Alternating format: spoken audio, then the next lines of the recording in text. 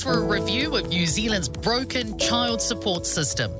Figures released under the Official Information Act reveal just 0.05% or 36 of 66,000 New Zealanders in breach of child support responsibilities have been referred to court in 12 months. The general tenor of feedback that I get is that the child support system is broken, not solely because of this lack of enforcement action, but also even the assessed amount. I am left scratching my head wondering how on earth IRD can allow child support arrears to get to more than $1 billion. Is there a problem that can be fixed? Because this literally, in my experience, has been going on for decades. I don't know how many interviews I've done about this. People default, no one gets chased up. There's acrimony and angst all over the place, and it's been a problem forever. It's not just the numbers, it's the actual impact that this has on people's lives. And those numbers don't tell us how many children are in each of those parents' care. There could be multiple children and they're reliant on the sum that they're due to receive, and they're not receiving that. Kia ora, I'm Alexia Russell, and today on The Detail, New Zealand's child support system. Is it really completely broken? Or has it just fallen down in one vital area? The problem seems to be that Inland Revenue is not following up on the enforcement side enough. So you can have a good system, but if it's not actually being enforced, well, then the whole thing just breaks down. This is Dr. Michael Fletcher, an expert in the child support system and the consequences of divorce. He's a senior research adjunct at the School of Government at Victoria University. Even he was taken aback by figures unearthed by NZME under an Official Information Act request. They show that of the more than 90,000 New Zealanders expected to pay child support, 72% are in default, and that just 36 of them have been referred for court action over the last 12 months. So I was surprised at how bad it is, but I do know that arrears and the mountain of debt from both unpaid child support but also penalty payments has been high for a long time. But I was still very surprised at the size of this number. I think it was like 70% were in arrears. IRD has a different spin on the numbers. In a statement, it told us that court action is a last resort, and the 36 figure doesn't reflect the fact that most customers pay up when threatened with legal action. And it says it's getting better at collecting child support, gathering $480 million more this year than last year. But while the total debt here is the lowest it's been since 2005, that figure still sits at just under $1 billion. Here are the numbers. 91,584 New Zealand residents are registered to pay child support through IRD. Just over half of those, 52%, have current arrears, and about 3/4 of those people have made arrangements to pay the money. But there's another group that IRD doesn't add to the current arrears list because their kids have turned 18. Another 18,688 people are in that category. They no longer have to support their children, but they still owe money. That's where that 72% figure comes from when it comes to debt owed by child support payers. It's pretty crazy. Yeah. Does the amount owing, does that include penalties and things like that? As I understand it, certainly the total amount owed when I last looked was a large amount of unpaid child support and a large amount of penalties on top of that.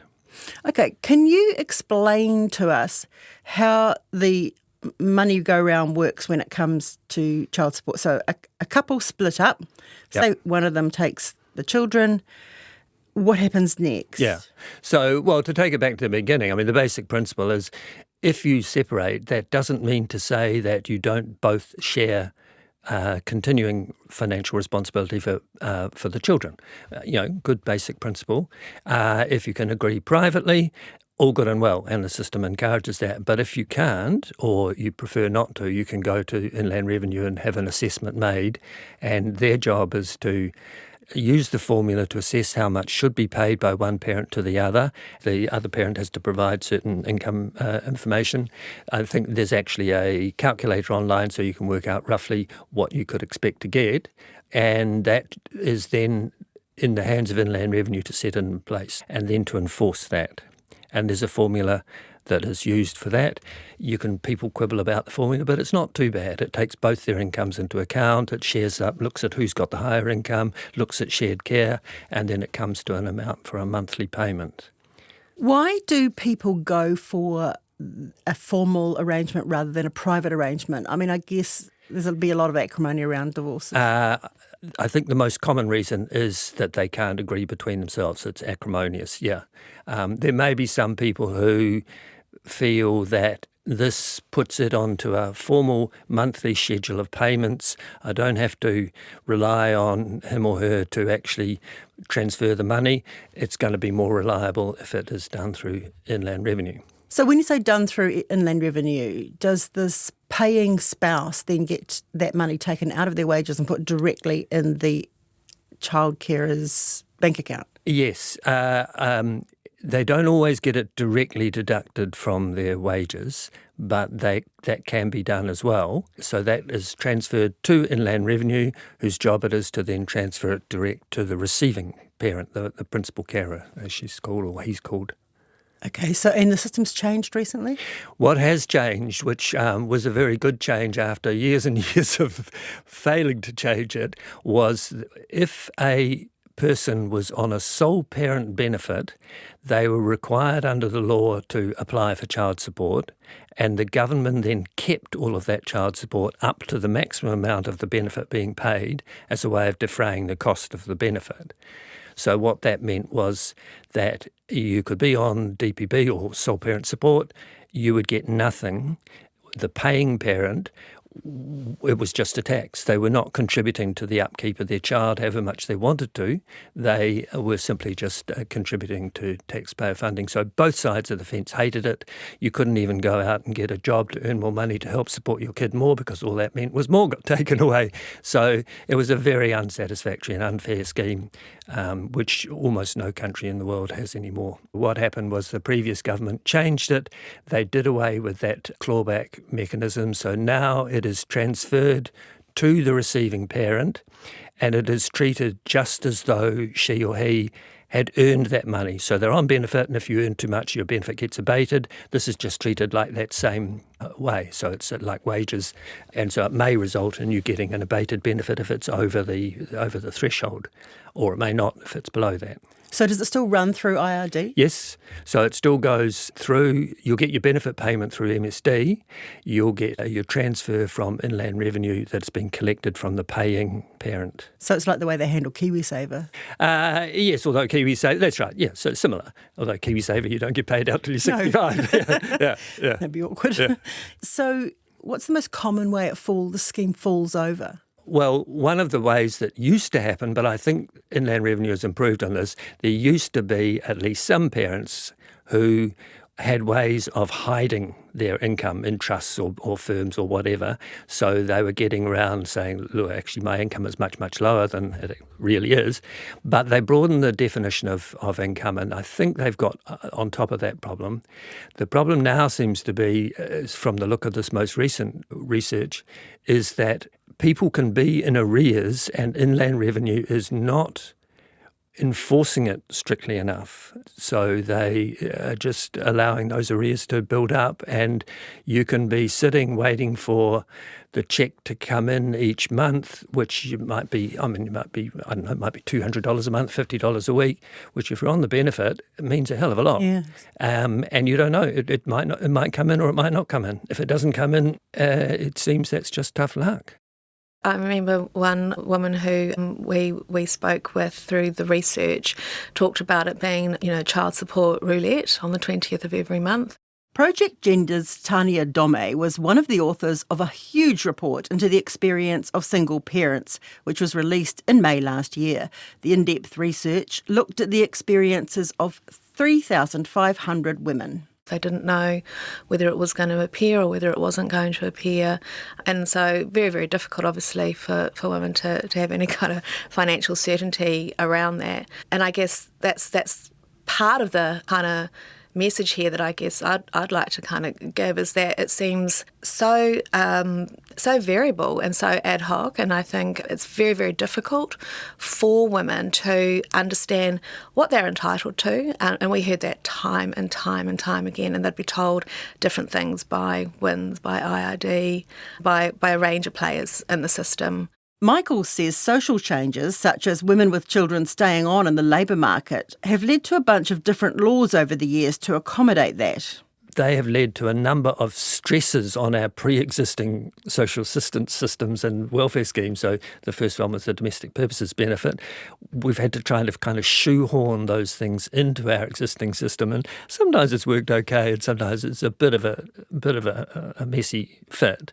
So you can look at the sole parent support benefit, the kind of slightly muddled working for families tax credits that we've got, and then the child support system. All these things interact with each other in ways that are a little bit messy. But, I mean, yeah. Is this why women say it's very hard to understand what your entitlement is? Well, I imagine everyone says that. I mean, I spent years studying it, and I haven't got to the bottom of it. It is really complicated, and we have so many entitlements and so many rules associated with each one of them, and supplementary assistance and all the rest of it. It is really very hard. To be fair to some of the agencies, and Inland Revenue is a good one like this, they have used online calculators in a way that is so you can put in, you name your kid and when the child was born, and you give your income and all that, and it'll crank out, say you should be entitled to approximately this amount. So it's not binding or anything, but it does help you work out some of the things. I mean, I've actually just been writing a report for a German Max Planck Institute about our system, and it has taken me weeks to try and trawl through and work out all these rules because it is incredibly complex. It is, yeah. Does it need changing? That complexity of welfare systems and child support systems is pretty common around the world, and it's not easy to resolve. So the British attempted to unify, have a single benefit that was nice and smooth all the way across the system, with limited success and with some losers. So it's not easy to do. You can point to some things in New Zealand and you say, well, actually, that one's a real mess. That needs changing, the minimum family tax credit or whatever. I personally don't think the child support act is one of those. I think it is more complicated than the original formula, but with the aid of the calculator, it's not that complicated, and it is fairer than the original formula. To be honest, some women just think flagger is too difficult. They go into a private arrangement, or they just think, I actually am too tired, I'm too exhausted to go through all the bureaucratic hoops to get what is, it sometimes tends to be not a great deal of money, and also quite often, they're leaving their husbands or partners because of family violence, and it's just another, I guess, platform on which they can be re-abused, and it just becomes too wearying. I've seen we've all had friends and family go through divorce, and it certainly seems to bring out the worst in people, and people do use this whole experience as a way to further punish the other partner. Tanya says women told researchers that navigating the system after a relationship breakdown is a nightmare. I think certainly the way the system is set up in terms of family court and in terms of, IRD and WINS, and how difficult it is for people to navigate it, and this is what we heard through the Mama Maungapari research, but also through work I've done as part of another hat I wear with the Backbone Collective, which is a charitable trust working with victim survivors of family violence. What we hear consistently through those women is just how broken the family court is, and there have been many calls, not just from us, but from multiple quarters, absolutely clamouring for major overhaul of the family court system. So I think if you are able to avoid that whole experience, then people are choosing to do that, for sure. Yeah, I mean, it's not a given, isn't it, that wealth sorts out all the layers, because you do hear of wealthy people deliberately withholding, as you said, to punish their ex-spouse. That's right, and it's always surprising, but perhaps sometimes it's even the wealthiest of people that are the most badly behaved. But in terms of single parents, single mothers actually being able to access what they're entitled to through our government systems, it's a real dog's breakfast. And in all of this, it's children who are absolutely the worst off for this, and it just makes me wild. And I think about current policy developments in New Zealand in 2024, and I know the Child Poverty Action Group are forecasting that a further 20,000 children will be living in poverty within the next 3 years. We've got 1 in 8 children living in poverty. That's worse if you're a disabled child. You've got a 1 in 4 chance of living in poverty. So, I think, we need to get with the program when it comes to chasing people who are not observing their obligations and paying their child support. But there is, something I would like to add is what we heard through our single mothers research is the amount of debt that some women were owed due to the paying parents not paying their child support. I remember one woman said, I'm owed $30,000 and I'm never going to see a cent of it. Or there's one woman who said, I've made about 10 phone calls to IRD, including a formal complaint, and they are still not working with her partner, ex-partner, to enforce payment. So there's a real it's very clear from the data that we've collected ourselves from 3,500 single mamas that actually there is a real pattern of IRD not chasing up people who are not paying their child support.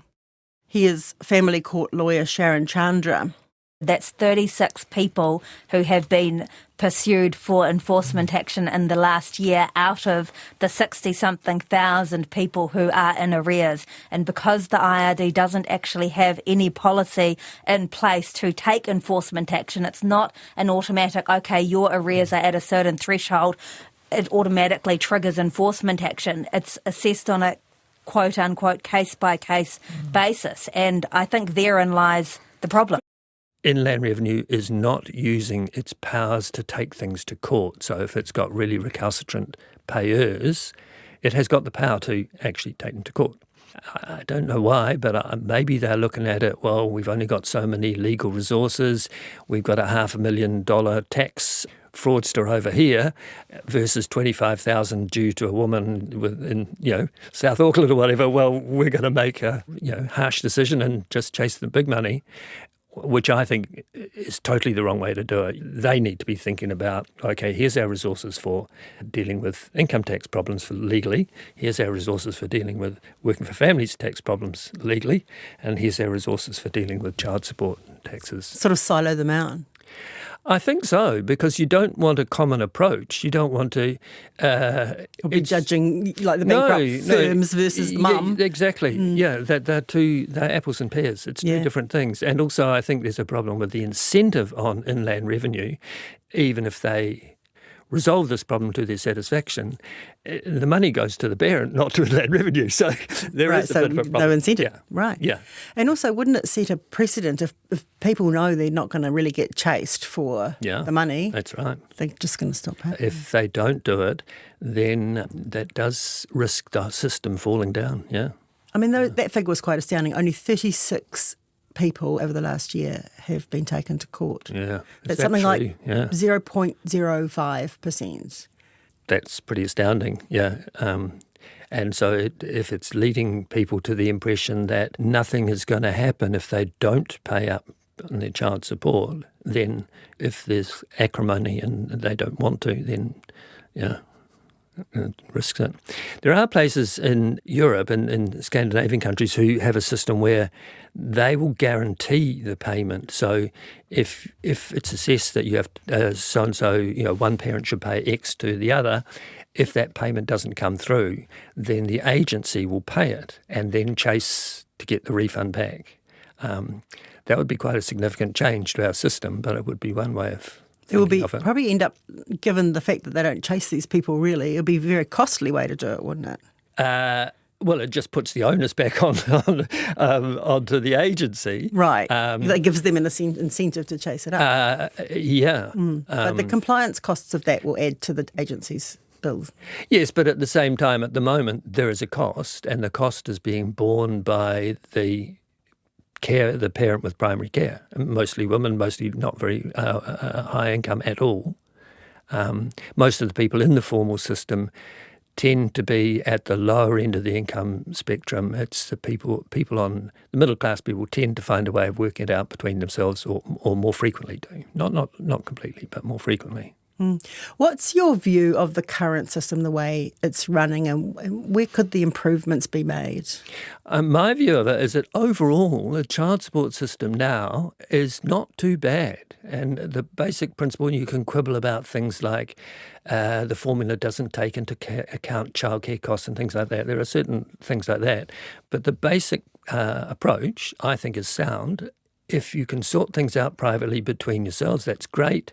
We, the state, are there as a backup with a formula which is not too bad to make it work. So I think it's a pretty good system. But it doesn't work if it's not enforced. That's absolutely fundamental. And even when it does work, it's not necessarily fast. I have heard that it takes longer than you might expect. It might take 6 or 8 weeks before it actually kicks in, which is a problem. But after that, it should just be done by Inland Revenue. The money is collected by them and transferred by them to the other parent. One of the problems people seem to be coming up with now is that if you need to get hold of Inland Revenue for some reason, and any accountant will tell you this, they no longer answer the phone. They expect everything to be done electronically. There is weeks and weeks between answers. Surely we have to improve that. Yeah, I mean, that is a real problem. And I mean, it's a problem with other government agencies as well. But they seem to have moved away to an online system and away from being able to pick up the phone and say, hey, I've got a problem, which is difficult if the online system is not dealt with promptly and accurately. And sometimes the only way to deal with things, or the best way to deal with things, is to actually be able to talk to someone and say, look, this is what's happened. Yeah. So I imagine it can be very, very frustrating. What we found is that single mothers' access to all of the things that many people take for granted, a healthy home, good food, access to education, access to, decent work, all of these things, their children's access to these things as well. And it's not good.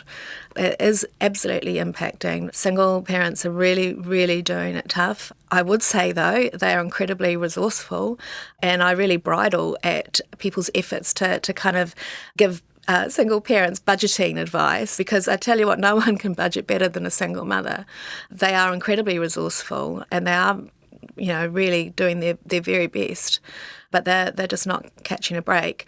And of course, apart from, the material hardship they're very often living in, they also experience an intense amount of discrimination from, across New Zealand in terms of, government agencies, sure, but also employers, schools, communities.